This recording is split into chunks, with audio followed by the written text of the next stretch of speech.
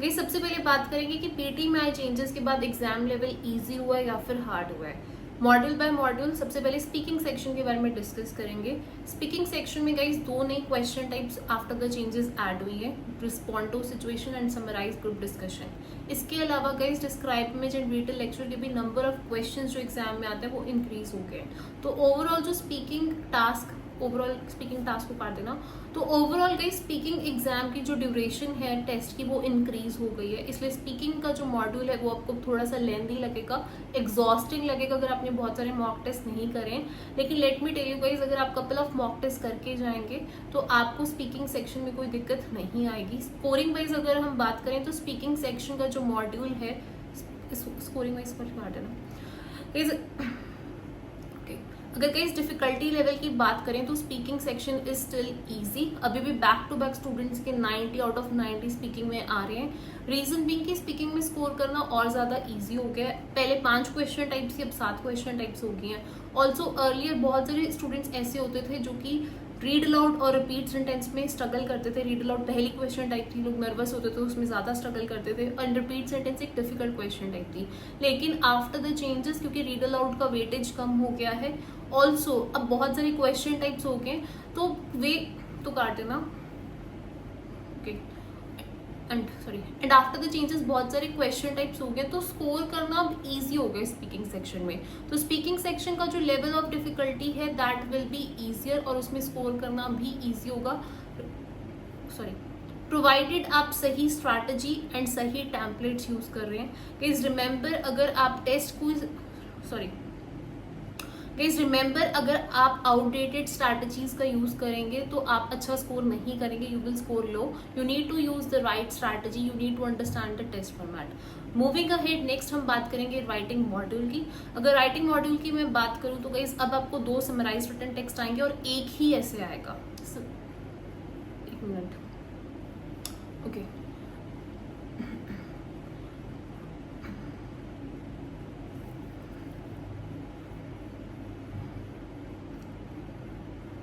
Writing module जो है guys अभी भी राइटिंग मॉड्यूल में गाइस अभी कोई भी इस राइटिंग मॉड्यूल में कोई भी चेंजेस नहीं है। पहले भी समराइज रिटन टेक्स्ट एंड ऐसे ही थे, अभी भी 2 ही क्वेश्चन टाइप्स हैं। समराइज रिटन टेक्स्ट के अब आपको 2 क्वेश्चंस आएंगे और इसका वेटेज इंक्रीज हो गया, विच इज अ पॉजिटिव थिंग, क्योंकि ये एक इंटीग्रेटेड क्वेश्चन टाइप्स है, ये रीडिंग को भी मार्क्स देगा और राइटिंग को भी। इसी के साथ गाइस राइटिंग सेक्शन में रीडिंग, राइटिंग ब्लैंक्स या listening fill in the blanks से कोई भी मार्क्स नहीं आएंगे, which is a good news for a lot of people, क्योंकि बहुत सारे स्टूडेंट्स थे वो रीडिंग, राइटिंग ब्लैंक्स में स्ट्रगल करते थे, जिसके कारण उनका रीडिंग और राइटिंग दोनों का बैंड स्कोर कम रहता था। लेकिन अब रीडिंग, राइटिंग ब्लैंक्स राइटिंग को कंट्रीब्यूट नहीं करेंगे। यहाँ तक बोल देती हूँ मैं, ओके।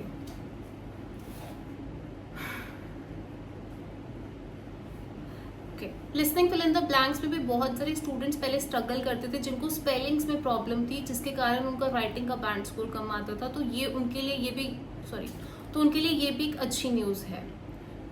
डिफिकल्टी लेवल बताएंगे।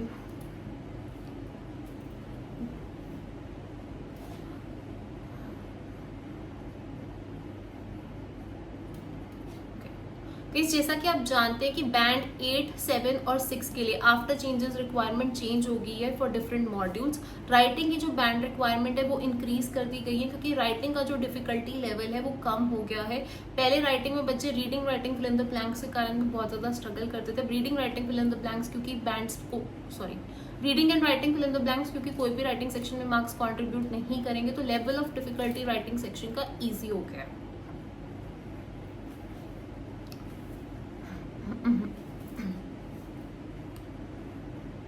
एक मिनट में भी देख लो अपनी स्क्रिप्ट। लेवल स्लाइटली हार्ड है, लिमिटेड टाइम है, work on time management, 23 to 24 minutes में 15 to 16 क्वेश्चंस करने हैं। चेंज नेक्स्ट केस हम बात करेंगे रीडिंग सेक्शन की। रीडिंग सेक्शन को लेके बहुत ज़्यादा स्टूडेंट स्ट्रेस्ड है, क्या रीडिंग सेक्शन में बैंड स्कोर करना कम, दोबारा बोलती हूँ। नेक्स्ट केस डिस्कस करेंगे रीडिंग सेक्शन के नेक्स्ट हम डिस्कस करेंगे रीडिंग सेक्शन को। रीडिंग सेक्शन को लेकर बहुत ज़्यादा स्टूडेंट्स वरीड है कि after the changes reading section में बैंड्स लेना क्या रीडिंग सेक्शन में बैंड्स को लेना क्या मुश्किल हो गया है, आगे बोलूँगी, okay. After the changes guys reading section slightly hard हो गया।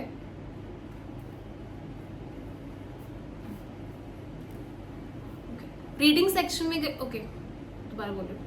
आफ्टर द चेंजेस का इस रीडिंग सेक्शन में नंबर ऑफ क्वेश्चंस इंक्रीज हो गए, वेयर एज जो टाइम है वो उतना ही है। आपको 23 टू 24 मिनट्स में 15 टू 16 क्वेश्चंस करने होंगे, तो आपको टाइम मैनेजमेंट पे बहुत ज़्यादा फोकस करना होगा। अगर आप टाइम प्रॉपरली मैनेज नहीं करोगे तो देयर आर चांसेस कि आप अपना एग्जाम पूरा नहीं कर पाओगे।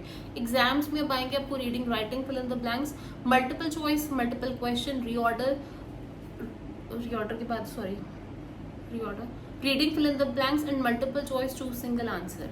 इस यहाँ पर मल्टीपल चॉइस, मल्टीपल क्वेश्चन जो है सिंगल एंड मल्टीपल बोथ, इनके नंबर ऑफ क्वेश्चंस इंक्रीज हो गए। पहले 1 से 2 क्वेश्चन आते थे, अब एग्जाम में 2 से 3 क्वेश्चन आएंगे। सेकेंड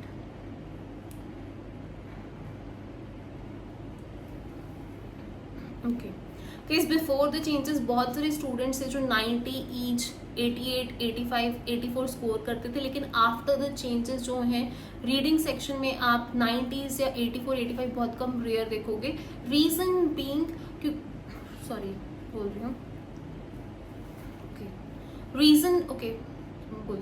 रीजन बीइंग क्योंकि अर्लियर रीडिंग सेक्शन में बहुत सारे मार्क्स रीड अलाउड से भी आते थे, लेकिन after the changes read allowed जो है वो रीडिंग को कोई भी मार्क्स कंट्रीब्यूट नहीं करेगा। जैसा कि आप जानते हैं कि before the changes read aloud almost 33 to 35 marks reading section को देता था, लेकिन आफ्टर द चेंजेस अगर आपको रीडिंग सेक्शन में अच्छा स्कोर करना होगा तो आपको मेक श्योर करना होगा कि आप fill in the blanks, whether reading writing fill in the blanks या reading fill in the blanks, आपको दोनों पे अच्छे से प्रैक्टिस करनी होगी। दैट इज वोकैबुलरी को काट दो, दैट इज अच्छे से प्रैक्टिस करनी होगी। ओके अगर हम गाइस एक minute,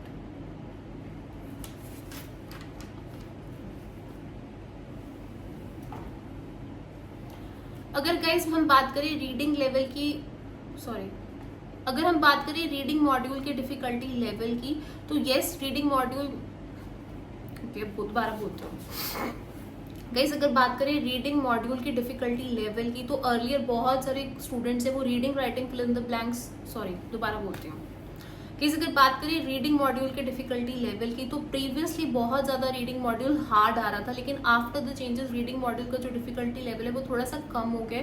easy fill in the blanks आ रहे हैं, थोड़े मॉडरेट लेवल के रीडिंग राइटिंग ब्लैंक्स आ रहे हैं, तो इतने मुश्किल एग्जाम नहीं आ रहा है। फर्स्ट जो कि एक अच्छी न्यूज़ है आप लोगों के लिए। सेकेंडली मैं आपको एक चीज़ बता दूं कि आफ्टर द चेंजेस जो बैंड रिक्वायरमेंट है बैंड 8, 7 या 6 के लिए रीडिंग मॉड्यूल में वो डिक्रीज कर दी गई हैं। मैं यहाँ पर 1 मिनट का ब्रेक ले रही हूँ, मैं बताती हूँ।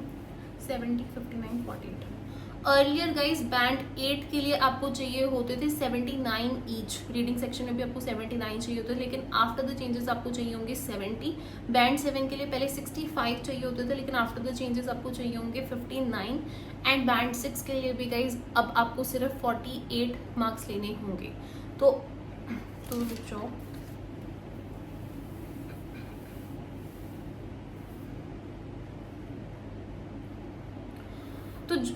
तो जो स्टूडेंट्स हैं हायर बैंड स्कोर के लिए एम कर रहे हैं, अपनी पीआर अप्लाई करना चाहते हैं, बैंड 7 या फिर बैंड 8 लेना चाहते हैं, उनके लिए एक अच्छी न्यूज़ है कि अब उनको रीडिंग सेक्शन में तो उनके लिए अच्छी न्यूज़ है कि उनको रीडिंग सेक्शन में अब कम मार्क्स एम करने पड़ेंगे। प्रीवियसली आपको ज़्यादा मार्क्स एम करने पड़ते थे। ऑल्सो गाइस क्योंकि अब रीडिंग में रीड अलाउड से मार्क्स नहीं आएंगे, जो इंटीग्रेशन है वो नहीं होगा। इंटीग्रेशन को काट देना,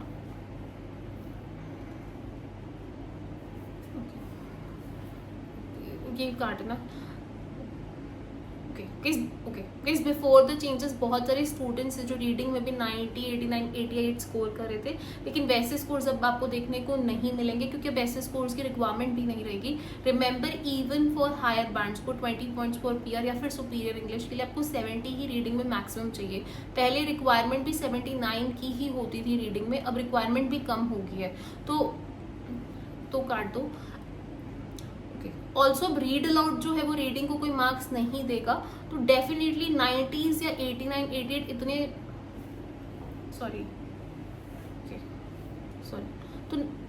तो डेफिनेटली 90s या 89 जो है दोबारा बोलती हूँ, तो डेफिनेटली 90s या फिर 89 88 ऐसे स्कोर बहुत कम स्टूडेंट्स के आएंगे, and practically it is not at all required also. तो डोंट जस्ट थिंक अबाउट कि 89 88 नहीं आ रहे हैं, आपको अपनी बैंड रिक्वायरमेंट देखनी है एज पर जो भी आपको वीज़ा लॉन्च करना है, सॉरी एज पर जो भी वीज़ा आपको लॉन्च करना है, वीज़ा को काट ही दो। तो दोबारा बोलती हूँ आपको, इस आपको आपकी बैंड रिक्वायरमेंट देखनी है एंड अकॉर्डिंगली आपको प्रिपेयर करना है। ओके, नेक्स्ट केस हम बात करेंगे लिसनिंग मॉड्यूल की। लिसनिंग मॉड्यूल में कोई भी ज़्यादा नेक्स्ट केस हम बात करेंगे लिसनिंग मॉड्यूल की। लिसनिंग मॉड्यूल में कोई भी चेंजेस नहीं है। Like earlier summarise spoken text है जो कि इंडिविजुअली टाइम्ड, अब समराइज स्पोकन टेक्स्ट का एक ही क्वेश्चन आएगा। नेक्स्ट केस उसके बाद आपके पास ऑलमोस्ट 14 to 16 मिनट्स होंगे जिसमें आपको रिमेनिंग 7 क्वेश्चन टाइप्स करनी होंगी। 7 की 7 क्वेश्चन टाइप्स की सीक्वेंस सेम है, सिर्फ जो मल्टीपल चॉइस मल्टीपल क्वेश्चन है सिंगल क्वेश्चन से सेलेक्ट मिसिंग वर्ड या हाईलाइट करेक्ट समरी है, ऐसे क्वेश्चन टाइप्स का जो नंबर है वो इंक्रीज हो गया है। ये क्वेश्चन टाइप्स अभी भी अनइम्पॉर्टेंट है, आपको फोकस करना है अपना एग्जाम पूरा करने पे लाइक प्रायर, एंड इसके लिए आपको ये फोकस करना होगा कि आप अनइम्पॉर्टेंट क्वेश्चन टाइप्स पे कम से कम टाइम स्पेंड करें। एज सुन एज ऑडियो रुकती है आप अपनी ऑप्शन को सेलेक्ट करें, नेक्स्ट प्रेस करें। अगर आप ज़्यादा टाइम स्पेंड करोगे तो आप जो है लास्ट में जो डिक्टेशंस आती हैं जो कि एक इंपॉर्टेंट क्वेश्चन टाइप है वहाँ तक नहीं पहुँच पाओगे, हो सकता है आपकी सारी की सारी डिक्टेशंस आप अटेम्प्ट करने का टाइम ना बचे। That's it. एक इसके बाद मैं बोलती हूँ ओके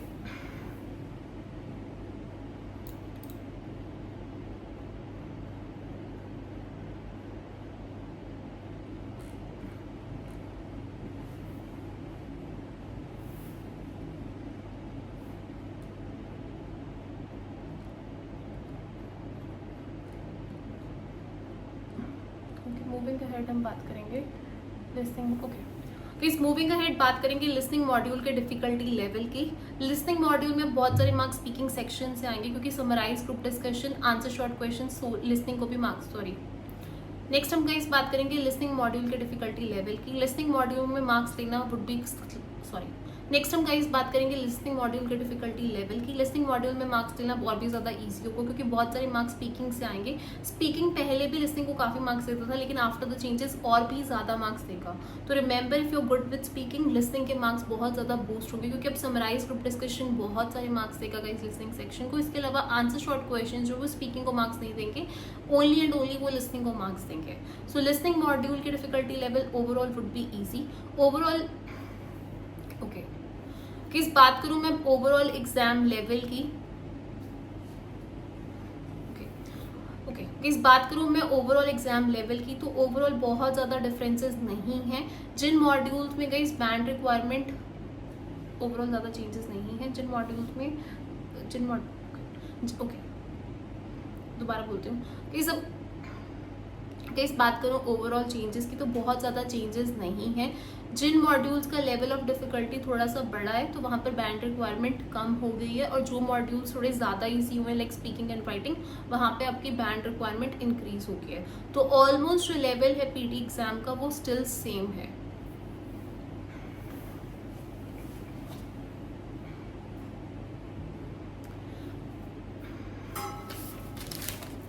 अभी मैं 1 मिनट नेक्स्ट बनाती हूँ, 1 मिनट का ब्रेक लेके।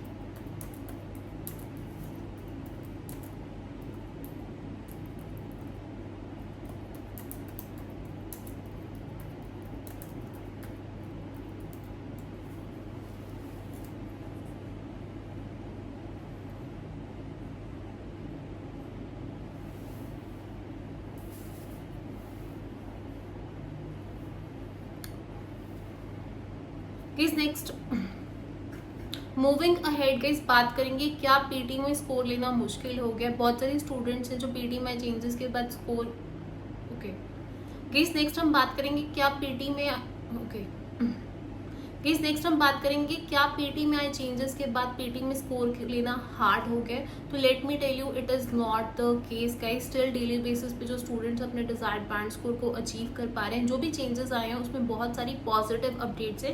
And along with it guys जो वीज़ा रिक्वायरमेंट्स के लिए बैंड रिक्वायरमेंट है वो काफ़ी ज़्यादा कम हो गई है डिफरेंट मॉड्यूल्स में।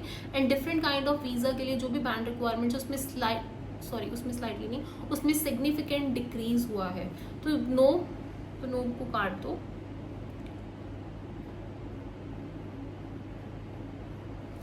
Okay just okay everyone will move from, sorry guys ऐसा नहीं है कि आफ्टर द चेंजेस जो पीटी का एग्जाम लेवल है वो बहुत ज़्यादा बढ़ जाएगा और स्टूडेंट्स के स्कोर नहीं आएंगे। रिमेंबर गाइस जो पीटी का टेस्ट है वो all over the world conduct किया जाता है, अलॉन्ग विद इट ये एक एआई बेस्ड टेस्ट है। Still students will get their band score. इस टेस्ट को गाइस वीज़ा पर्पसेस के लिए यूज़ किया जाता है एंड पीटी के लिए यूज़ किया जाता है also guys.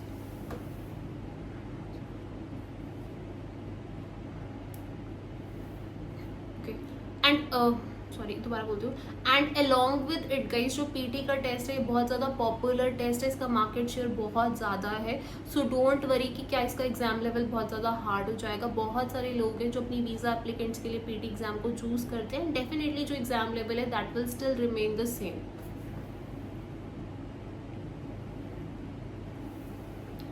Okay like I mention before, जिन मॉड्यूल्स की बैंड रिक्वायरमेंट इंक्रीज हुई है ये काट ही देते हैं सारा।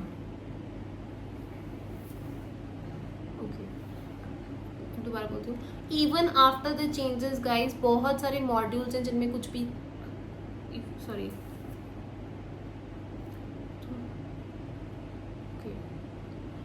ओके दोबारा बोलती हूँ, even after the changes guys ऐसे बहुत सारे मॉड्यूल्स हैं, sorry even after the changes ऐसे बहुत सारे मॉड्यूल्स हैं जो कि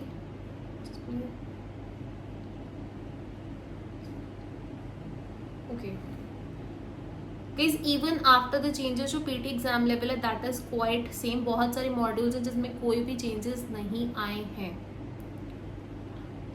okay if I talk about strategies, okay okay temp okay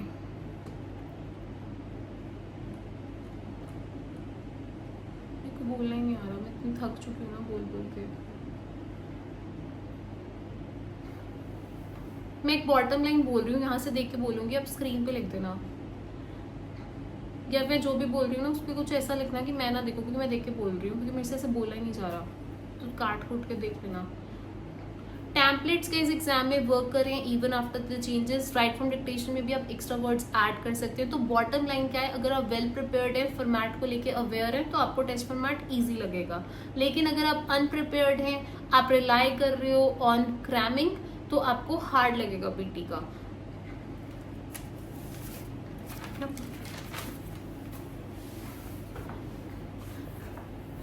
guys last जो ओके लास्टली गाइस बहुत सारे लोगों ने मुझसे पूछा था कि क्या उनको पीटी का टेस्ट देना चाहिए या फिर कोई और टेस्ट देना चाहिए। जैसा कि आप जानते हैं कि अभी 3 और टेस्ट इंट्रोड्यूस्ड हुए हैं, इसके अलावा और भी बहुत सारे टेस्ट हैं जो आप दे सकते हो। लेकिन अगर आप और टेस्ट को पीटी से कंपेयर करोगे, one good thing is that PT का जो टेस्ट है that is AI based test. इसमें human scoring AI based test है। ओके काटना, ओके एआई बेस्ड टेस्ट है, बाकी को काटना। वेयरएस बाकी जितने भी टेस्ट हैं वो ह्यूमन मार्किंग उनमें इन्वॉल्व है। जहाँ पर ह्यूमन मार्किंग इन्वॉल्व होती है वहाँ थोड़ी जहाँ पर ह्यूमन मार्किंग इन्वॉल्व होती है वहाँ पर कुछ ना कुछ चेंजेस होते हैं। एंड गाइस जहाँ पर भी ह्यूमन मार्किंग इन्वॉल्व होती है वहाँ पर कुछ नर्वसनेस होती है, एंड नर्वसनेस को काट दो। ओके एंड गाइस जहाँ पर भी ह्यूमन मार्किंग इन्वॉल्व होती है वहाँ पर कुछ ना कुछ बायसनेस होती है। स्टूडेंट्स भी उन टेस्ट को लेके कुछ ना कुछ नर्वस जरूर रहते हैं।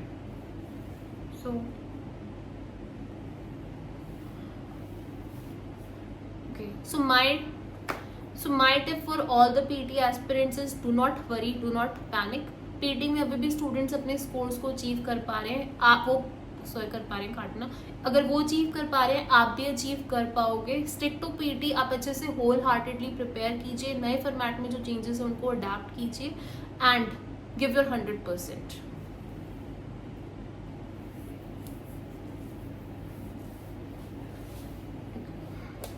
अगर आप किसी और टेस्ट पे मूव ऑन करेंगे, रिमेंबर गाइस अगर आप किसी और टेस्ट पे भी मूव ऑन करोगे आपको उसके फॉर्मेट को समझने में बहुत ज़्यादा टाइम लगेगा। ऑल्सो मूव में टाइम लगेगा। टाइम लगेगा और मैं बताऊंगी कि पीटी में बहुत सारे and one more thing okay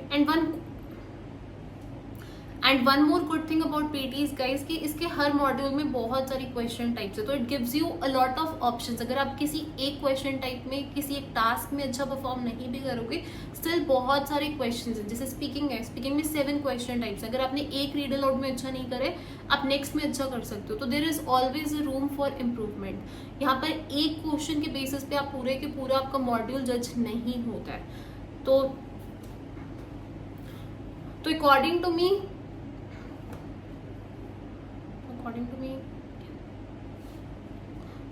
तो according to me guys PT is still easy. So that's it for today's video. अगर आपको ये वीडियो अच्छी लगी हो तो सॉरी, मैं तो एंड में नहीं बोला जा रहा, मैं इतना थक गया हूँ। Okay so guys that's it for today's video. I hope आज की वीडियो में मैंने मोस्ट फ्रिक्वेंटली क्वेश्चंस को आंसर किया होगा, और स्पेसिफिकली वो स्टूडेंट जो पीटी को छोड़ के किसी और टेस्ट पर मूव ऑन करने को सोच रहे हैं, उनको क्विक एक स्पेसिफिकली काट देना ओके एंड स्पेसिफिकली वो स्टूडेंट जो पीटी में चेंजेस को लेकर वरिड हैं, स्ट्रेस्ड हैं, उनको आइडिया उनको क्लैरिटी मिली होगी कि पीटी में उनको क्लैरिटी मिली होगी। बस इतना ही रखते हैं, काट रही हूँ मैं। So that's it for today's video. Aditi here. See you soon in the next video. So that's it for today's video, guys. Aditi here from PT Universe. We'll see you soon in the next video. Video अच्छी लगी हो तो इसे like कर देना, comment section में मुझे जरूर बताना कि नेक्स्ट वीडियो किस टॉपिक पे हो।